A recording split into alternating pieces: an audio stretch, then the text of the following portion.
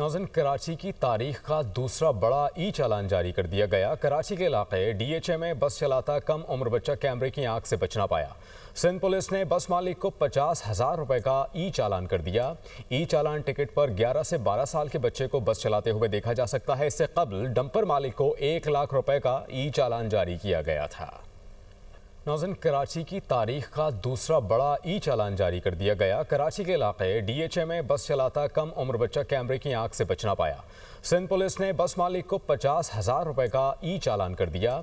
ई चालान ticket पर 11 से 12 साल के बच्चे को बस चलाते हुए देखा जा सकता है। इससे कबल डंपर मालिक को 1 लाख रुपए का ई चालान जारी किया गया था। नाज़रीन, कराची की तारीख का दूसरा बड़ा ई चालान जारी कर दिया गया। कराची के इलाके DHA में बस चलाता कम उम्र बच्चा कैमरे की आंख से बच ना पाया। सिंध पुलिस ने बस मालिक को 50,000 रुपए का ई चालान कर दिया। ई चालान टिकट पर 11 से 12 साल के बच्चे को बस चलाते हुए देखा जा सकता है। इससे कबल डंपर मालिक को 1 लाख रुपए का ई चालान जारी किया गया था।